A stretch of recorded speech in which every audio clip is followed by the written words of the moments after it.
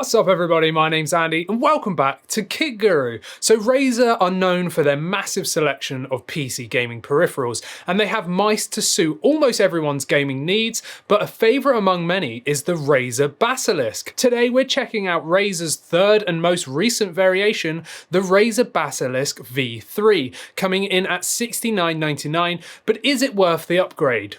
Let's find out. So don't forget to hit that like and subscribe button to support us here at Kit Guru for free.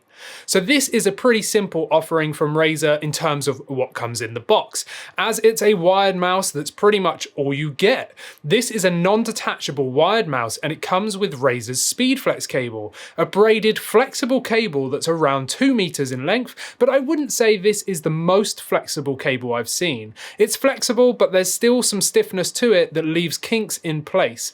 As much as braided cables don't bother me, I know some would prefer a nice flexible rubber cable instead, and if wound properly in the box, that could have eliminated kinks altogether. The V2 Basilisk was quite different in terms of style compared to the V1. Christina compared the two here on the channel last year. Going from the V2 to the V3 though, there's only very minor changes in terms of aesthetics and design, but before I go into that, I did want to mention that the V3 is £10 cheaper than the launch price of the V2, which launched at $79.99. Most noticeably is the huge RGB LED ring that spans around the entire of the mouse underneath, other than just the front.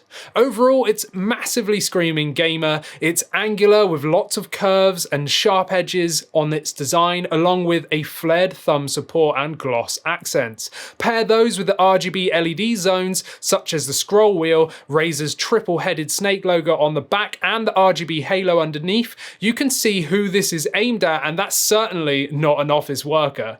Despite its screaming gamer, I actually really like the design. The mouse is a fully blacked out colorway, which makes those RGB LED zones pop, and I actually love the halo glow coming from the updated ring of lights underneath. On full brightness, it spills out onto your mouse mat quite effectively and really makes it pop, as if a small spacecraft has landed on your desk. You can disable RGB entirely from the software, but this mouse certainly doesn't have an identity crisis. It knows exactly what it is, and I actually quite enjoy it. Other than that, design-wise, it's identical to the version 2. The mouse is made up of multiple shell pieces separated by those gloss accents. We have the left thumb support area. This has a nice textured light rubber finish that angles out for thumb support. The right area has the same textured rubber for grip too. Then there's the back palm rest area. This is a very slightly textured plastic, which can also be found on the separate primary buttons, and these also have comfort grooves on them too. The gloss accent separating these areas is fine, but gloss always bugs me since it's such a fingerprint magnet. Christina didn't like that the V2 was lighter than the V1, but they've added some weight back to the V3 as it now weighs 101 grams, which is 9 grams heavier than the previous model's 92 grams. For me, I actually quite like the weight. It's pretty heavy by modern standards, but it's well balanced, and despite it being wired, if you pick up the mouse by the middle, we don't get that dreaded front heavy dipping we've seen from other wired mice in the past. Build quality is also excellent. It feels super sturdy and rigid. There's no actuation from any of the buttons when squeezed from the top or the sides, but there is a little rattle from the scroll wheel when shaken. There is a reason for this though, and we'll talk about this later. So flipping the mouse over, you can see the large RGB LED zone spanning the majority of the mouse, and also there's another change from the V2. The V2 had a scroll wheel resistance wheel underneath and also a profile switching button. This time the V3 has the profile button towards the base instead of the side, and the resistance wheel has been removed entirely. Again, we'll come back to this later. Other than those changes, it's very similar underneath, with large 100% PTFE glide pads on the top, bottom and side, which leads to a very smooth experience when using the mouse. We don't get any spares of these in the box though. It's still an ergonomic right-handed design, and for me, with medium-sized hands, claw grip and fingertip were best. Palm grip is fine, but I found it cramped up my pinky and ring finger if I was trying to keep them both off the mat. Palm grip is totally fine if you're okay with your pinky dragging around on the mat though.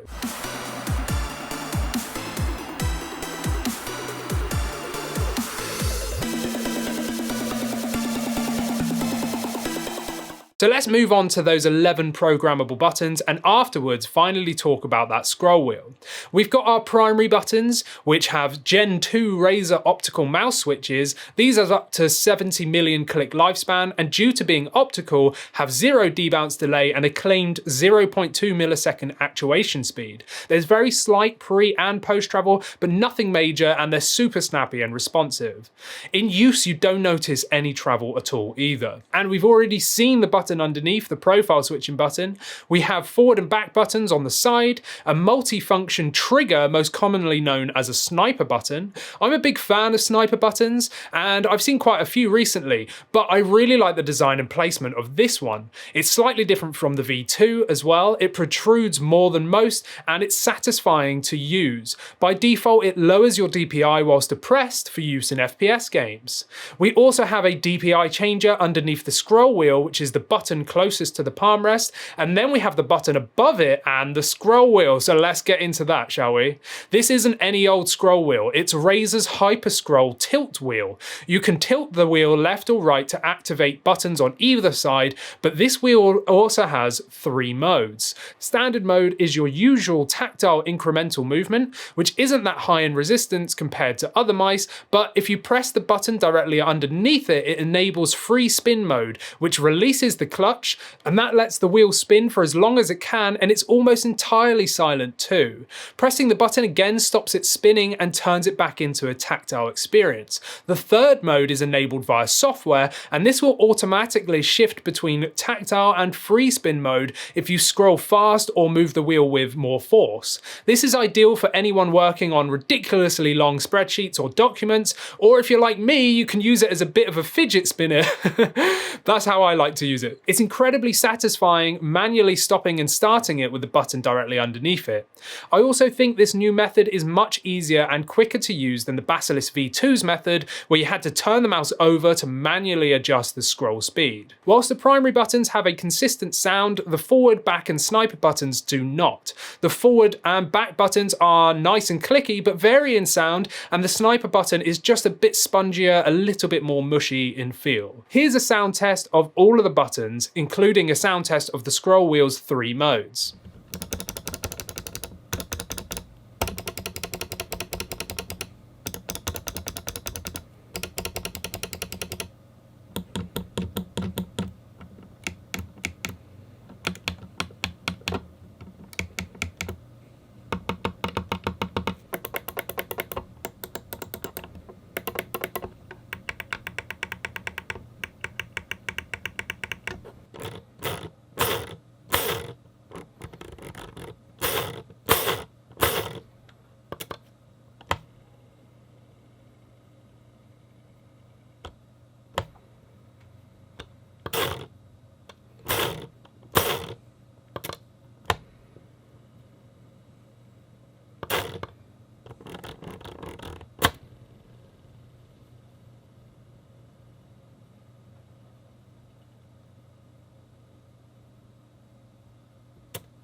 Sensor-wise, we have the Razer Focus Plus optical sensor boasting 99.6 resolution accuracy, which is pretty much identical to the sensor found in the Razer Basilisk version 2. However, the difference is the V2 saw a maximum of 20,000 dpi, whereas the V3 has a maximum of 26,000 dpi. We get 50G acceleration, a huge 650 IPS tracking, 1000 Hz polling rate, and some intelligent functions we can adjust via the software, such as smart tracking that automatically calibrates to different surfaces, motion sync, this supposedly gives you higher responsiveness and accuracy for more consistent tracking. Lastly, asymmetric cutoff that lets you set the landing distance that the mouse resumes tracking when lifted and placed back down. In the software, you can set the lift-off distance between 1mm and 3mm, as well as enabling asymmetric cutoff. I tested these via our disk method. Setting to 1mm doesn't read even at 1 disk height. Setting to 2mm doesn't read at 1 disk height either. Setting to 3mm reads at 1 disk height but stops reading at 2 disks height. Enabling asymmetric cutoff forces landing distance of 1mm and lift-off distance of 2mm. This also also doesn't read even at 1 disc's height. So overall then, the mouse has a very low lift-off distance that can be customized to your preference, which is actually great. In use, the sensor performed flawlessly. I had no issues at all with any jittering, stuttering, or anything at all. The mouse worked excellently on my mouse mat without manual calibration, and out of the box, the lift-off distance felt nice and low as well.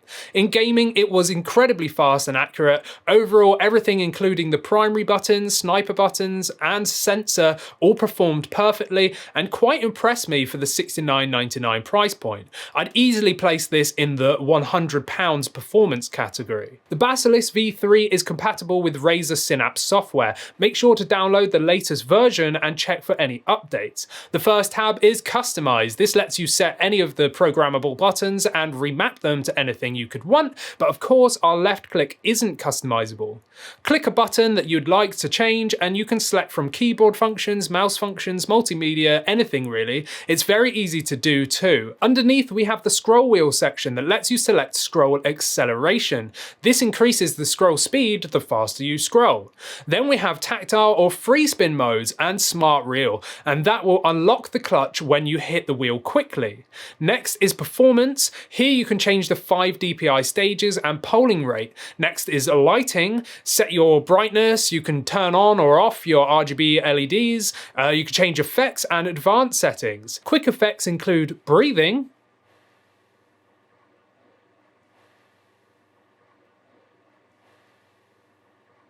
fire,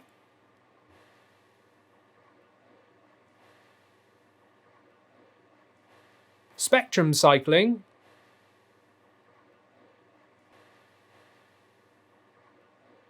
static, wave, and more.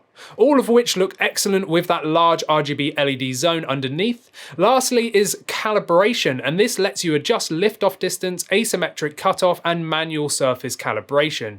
So in conclusion, I really enjoyed my time with the Razer Basilisk V3. I think it's a great incremental upgrade over the V2, with a much better adjustable scroll wheel. The V2 was much more awkward to adjust, and this new Hyper Scroll tilt wheel has many operation modes that I really like. Whilst the design remains almost untouched, I prefer the awesome RGB LED zone that spans along the entire base of the mouse, and the sniper button seems to be improved too. It's also got a great sensor, primary button switches, and overall the performance that this mouse gives was excellent. I'm really glad that Razer also dropped the starting price, as usually we see companies make an incremental improvement over a predecessor and then hike the price up even more. Dropping the starting price by a whole £10 makes the Basilisk V3 a much better price point, and I think it really excels for that $69.99 asking price. If you've got a Basilisk version 2, then it's probably not worth upgrading, but if you're new to the Basilisk or upgrading from a V1, then I definitely think it's worth buying. So what do you guys think of the Razer Basilisk version 3? Will you be buying one? Do you have a version 1 or a version 2? Let us know down in the comments. Make sure to check out our merchandise down below, check out our website daily, and don't forget to hit that like and subscribe button as well. I'm Andy, this is Kit Guru. I'll see you in the next one. Thanks for watching.